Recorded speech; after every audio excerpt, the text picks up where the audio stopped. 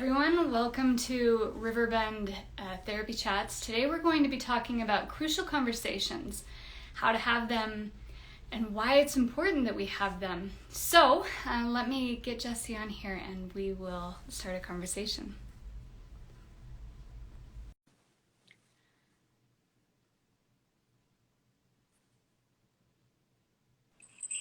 Hey! Hey, we're like the right size today almost. I know. I think I've found the sweet spot in my office. Perfect. So that's good. So Jesse, I was just telling everybody that today we're talking about crucial conversations, and it's no accident that we picked that topic this week because there's a lot happening in the world that we're having a hard time communicating with each other or communicating about with each other.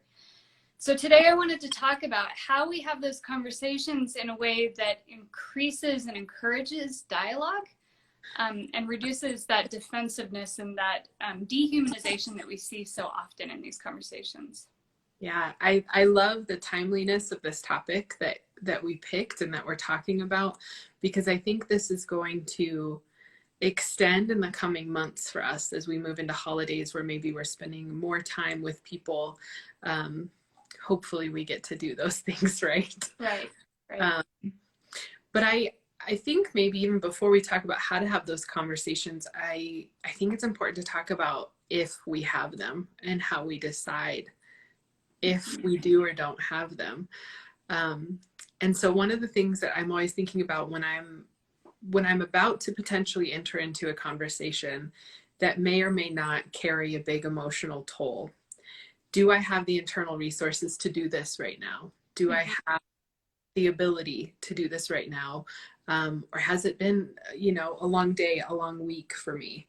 And how do I gauge that? And so that's the first thing. And maybe you can speak to that too, a little bit of how you know whether or not you're equipped at that time to show up. Right. So one of the ways that I check myself is to figure out how big my emotional response is in the moment.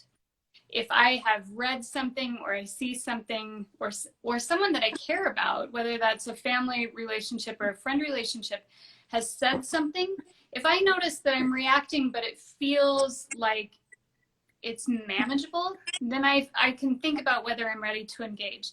But if I notice that my reaction feels like my whole body is reacting to something that they just said or something that I've just read, then I have a 24-hour rule. I give myself 24 hours to think about it, to consider how I feel and why I felt so strongly about it, so that I can have a conversation that doesn't assign my emotional experience to someone else, that it doesn't assign motive to someone else, but allows me to show up in my own experience. Right.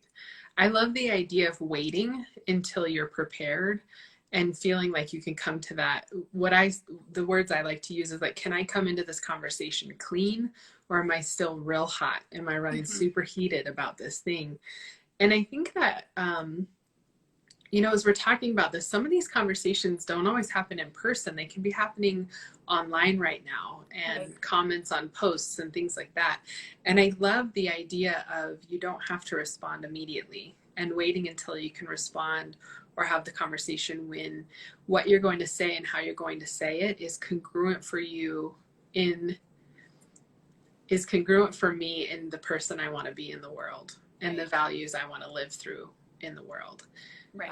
For that time piece. I think that our bodies too, oh, sorry, Jesse. I think our bodies too can fool us, right? In those moments, they can fool us into thinking that the urgency of the situation has become an emergency and we need to do something right away. And so checking ourselves and being able to step back too and say, okay, this doesn't feel good or comfortable, but I think there's probably a better way for me to move through this than to react. I need to be able to respond. Right. And I think part of what gets us activated like that, and one of my first kind of ideas around how to have these conversations, is when we're taking things personally, I think that feels heightened.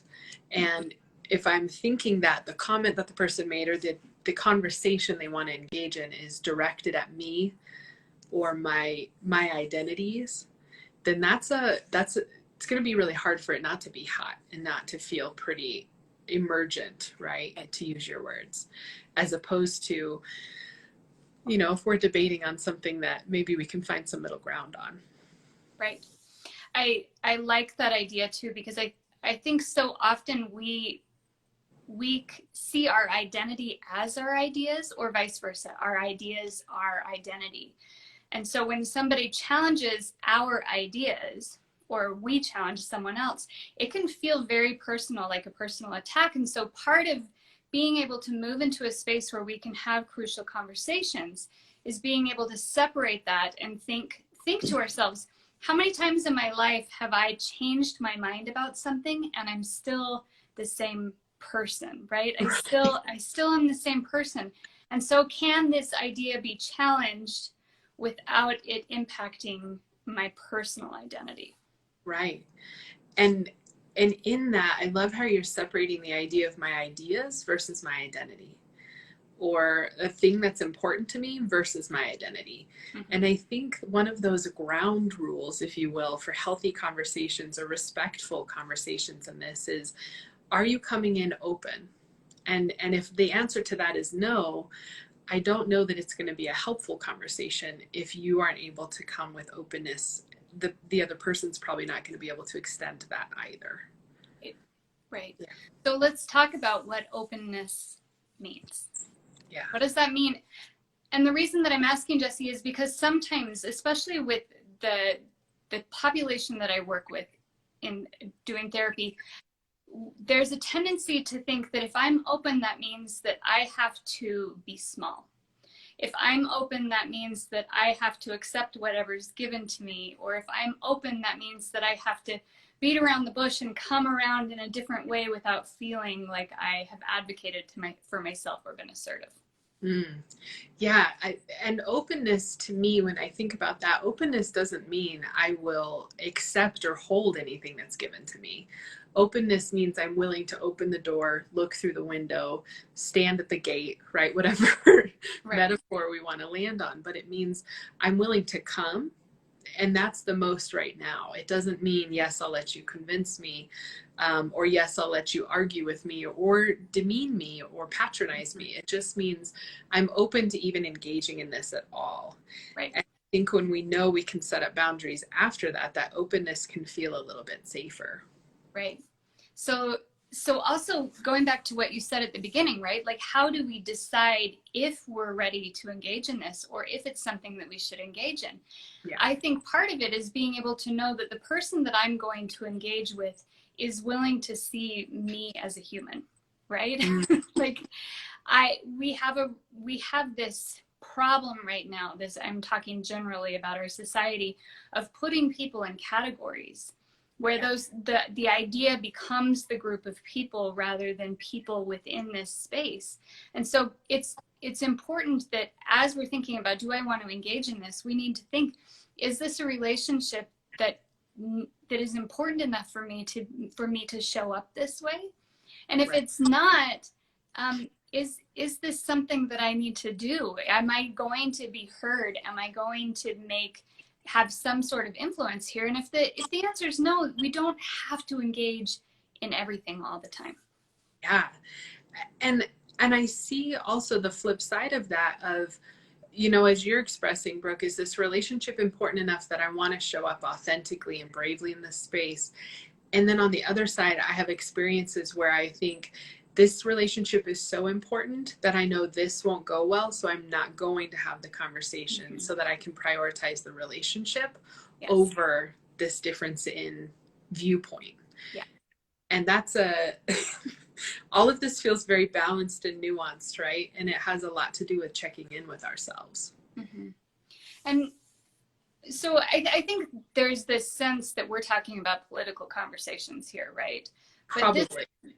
But we're talking about all crucial conversations. We're talking about boundary setting. We're talking about letting people know who we are and how we feel about things. And you're right, we have to gauge when it's appropriate in that relationship and the health of the relationship to be able to do that, and to know what our own motives are in that. Something that you talked about a little bit earlier is that openness. I'm willing to be here I'm willing to show up. I'm willing to listen.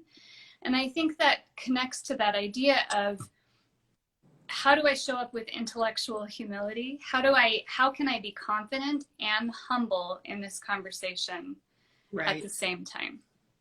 And confidence and humility, right? What a great balance. And as you said that, I thought if we're going to engage in conversation and these critical conversations about what's going on in our world or what's going on in our lives, just like anything else important, we want to prepare for them.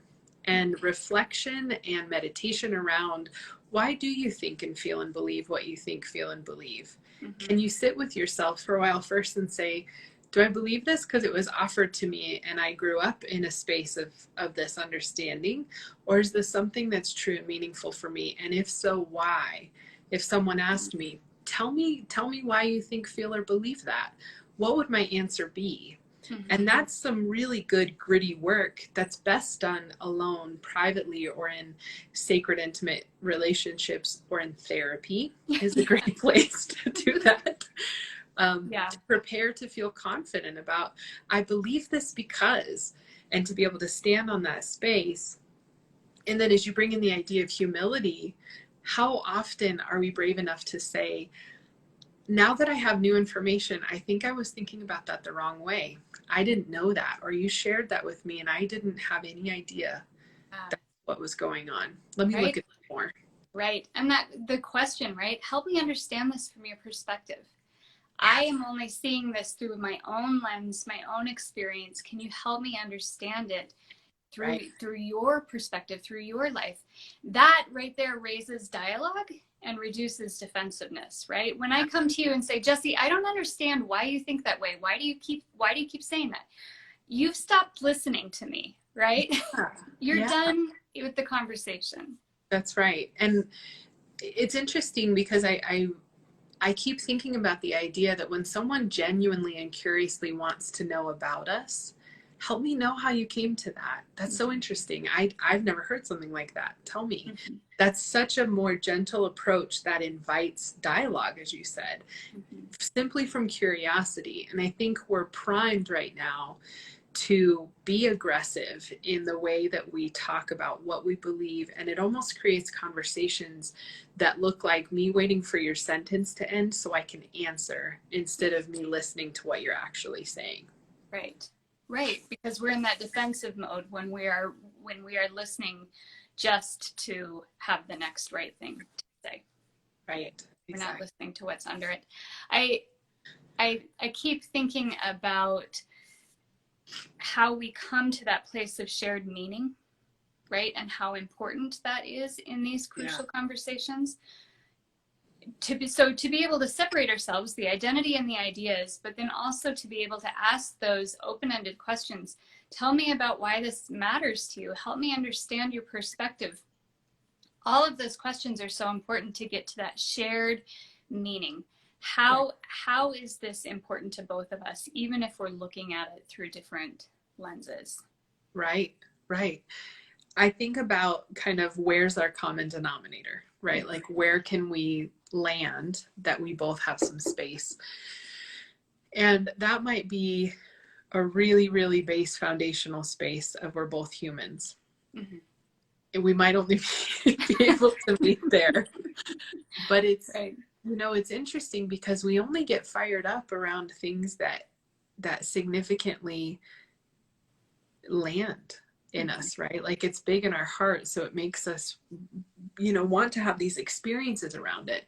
And I think when we can look at the humanness in you activates this importance for you, just like the humanness in me activates the importance of this for me. How can I put myself in your shoes to see why this may have been the thing that became important to you?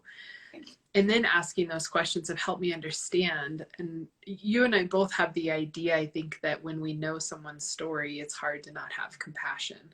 Right. And that takes questioning and curiosity and empathy and compassion and all of the good human things that we can offer each other. Right. That's the humility in all of it, right? When I first started counseling, I had a tendency to think that I knew someone's story, and so I would not ask the most important questions. And Yeah. once I learned to step back and understand that I didn't know, and it was okay that I didn't know, I started asking questions that allowed that person to really show up in the room so that we could start to do the important work of moving forward. Right. Well, and without those conversations, which is why we call these crucial conversations, without those conversations and topics, and without those stories exchanged or shared, we can't move forward in relationships. And we can't grow in depth and intimacy and safety without having important conversations.